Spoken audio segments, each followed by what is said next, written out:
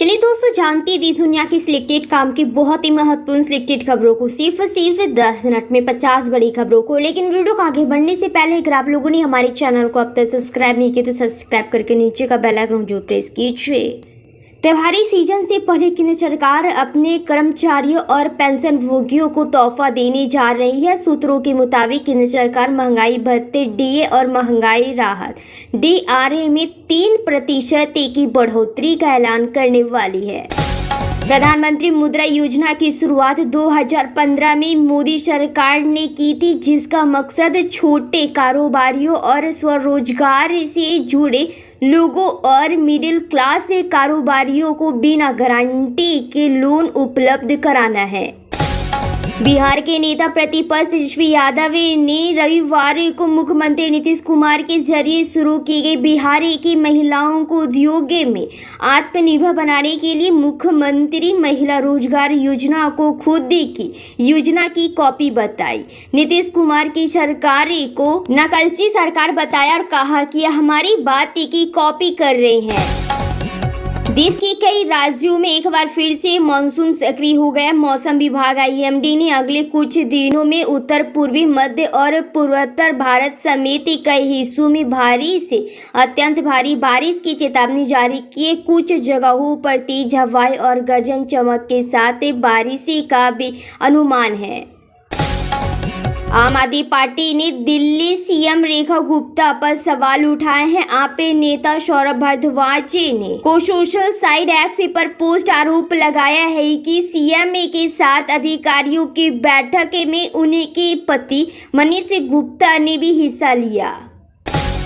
कांग्रेस ने विधानसभा चुनावों और बिहार में चल रही स्पेशल इंटेंसिव रिवीजन प्रक्रिया पर सवाल उठाते हुए अपने हमले तेज कर दिए हैं। लोकसभा में विपक्ष के नेता राहुल गांधी ने वोट चोरी के आरोपों को और पुख्ता करने के लिए एक न्यूज़लेटर लॉन्च किया है। उत्तर प्रदेश के शिक्षकों के लिए दिवाली 2025 से पहले खुशखबरी। मुख्यमंत्री योगी आदित्यनाथ ने राज्य भर के शिक्षकों के लिए कैशलेस मेडिकल ट्रीटमेंट की सुविधा की घोषणा की है। इस ऐतिहासिक फैसले से लगभग 9 लाख शिक्षक और शैक्षणिक कर्मियों को सीधे लाभ मिलेगा। दिल्ली में बाढ़ प्रभावितों के लिए बनाए गए रिलीफ कैंप में बेहतर इंतजाम न करने का आरोप लगाते हुए आम आदमी पार्टी ने रेखा गुप्ता सरकार को घेरा है। इसके साथ ही बरसात में राष्ट्र राजधानी में जल जमाव की स्थिति को लेकर भी आपने हमला बोला है। भाजपा ने विपक्षी दलों पर आरोप लगाया है कि वे भारत में रह रहे घुसपैठियों की शिक्षा के लिए अभियान चला रहे हैं।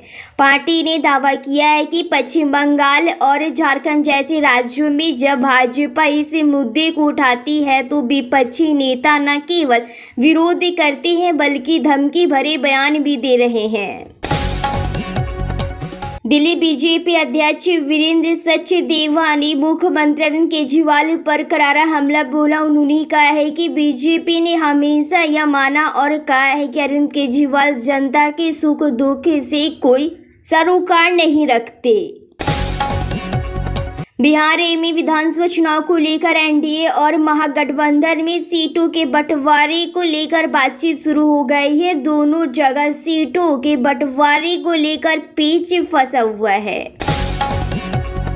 बाढ़ ने पंजाब और आम आदमी पार्टी की अंदरूनी कलह को भी उजागर कर दिया। पंजाब में सत्ताधारी आम आदमी पार्टी अपने संकट को निपटाने में लगी है। एक नई प्रयोगशाला आम आदमी पार्टी के लिए पंजाब बन गया है। कांग्रेस अध्यक्ष मल्लिकार्जुन खड़गे ने अमेरिकी शुल्क मुद्दे का जिक्र करते हुए दावा किया है कि अमेरिका के राष्ट्रपति डोनाल्ड ट्रंप और प्रधानमंत्री नरेंद्र मोदी दोस्त हो सकते हैं, लेकिन मोदी देश के दुश्मन बन गए हैं। केंद्र सरकार ने कर्मचारियों को यूनिफाइड पेंशन स्कीम यूपीएसए से नेशनल पेंशन स्कीम एनपीएसए में लौटने का अवसर दिया है। वित्त मंत्रालय ने स्पष्ट किया है कि यह सुविधा केवल एक बार मिलेगी और इसके बाद दोबारा यूपीएसए में लौटना संभव नहीं होगा। बिहार की राजनीति में उस वक्त हलचल मच गई जब मुख्यमंत्री नीतीश कुमार ने बक्सर जिले के एनडीए कार्यकर्ता सम्मेलन में मंच से ही आगामी विधानसभा चुनाव के लिए पहला उम्मीदवार घोषित कर दिया है।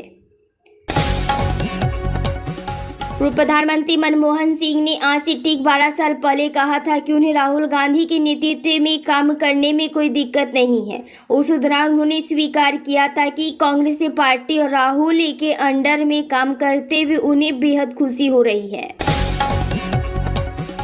अमेरिका के साथ चल रहे टैरिफ विवाद के बीच कांग्रेस के राष्ट्रीय अध्यक्ष मल्लिकार्जुन खड़गे का बड़ा बयान सामने आया। खड़गे ने कहा है कि अमेरिकी राष्ट्रपति डोनाल्ड ट्रंप और प्रधानमंत्री नरेंद्र मोदी दोस्त हो सकते हैं, लेकिन पीएम मोदी देश के दुश्मन बन गए हैं। बिहार विधानसभा चुनाव 2025 को लेकर महागठबंधन में सीट शेयरिंग को लेकर चर्चा शुरू हो गई है। 6 सितंबर 2025 को पटना स्थित तेजस्वी यादव की सरकारी आवास पर महागठबंधन की अहम बैठक हुई। दिल्ली की मुख्यमंत्री रेखा गुप्ता ने पंजाब में बाढ़ से प्रभावित लोगों के लिए राहत सामग्री से भरे 52 ट्रकों को रवाना किया। मुख्यमंत्री ने बाढ़ग्रस्त पंजाब वासियों को हर संभव मदद का आश्वासन दिया। राष्ट्रीय चिकित्सा आयोजन एनएमसी ने निर्देश दिया है कि पोस्ट ग्रेजुएट मेडिकल छात्रों को बाढ़ प्रभावित क्षेत्रों में तैनात किया जाए। यह निर्णय ऐसे समय में लिया गया है जब कई उत्तरी राज्य निरस्त बारिश के कारण प्राकृतिक आपदाओं का सामना कर रहे हैं। केंद्रीय गृह मंत्रालय की टीम जम्मू संभाले में बाढ़ और बारिश से हुए नुकसान का जायजा लेकर नई दिल्ली लौट गई है। टीम अब अपनी वित्त रिपोर्ट तैयार कर गृह मंत्री अमित शाह को सौंपेगी। बिहार विधानसभा चुनाव 2025 को लेकर महागठबंधन इंडिया ब्लॉक में सीट बंटवारे पर चर्चा तेज हो गई। इसी कड़ी में कांग्रेस के नेताओं ने महागठबंधन के सहयोगी राष्ट्रीय जनता दल आरजेडी और अन्य दलों के साथ सीट बंटवारे को लेकर बैठक की। बहुजन समाजवादी के राष्ट्रीय अध्यक्ष और यूपी के मुख्यमंत्री मायावती ने लखनऊ स्थित पार्टी मुख्यालय में प्रदेश की राज्य स्तरीय बड़ी बैठक को संबोधित किया। बता दें कि इस बैठक में जिला से लेकर बूथ स्तर तक पार्टी के संगठनात्मक ढांचे की समीक्षा की गई। जीएसटी में बदलाव को लेकर अखिलेश यादव ने भाजपा को घेरा। उन्होंने कहा है कि आखिर जीएसटी में अब संशोधन की जरूरत क्यों पड़ी, यह संशोधन किसके लिए हुआ है, इससे गरीबों को क्या फायदा होगा।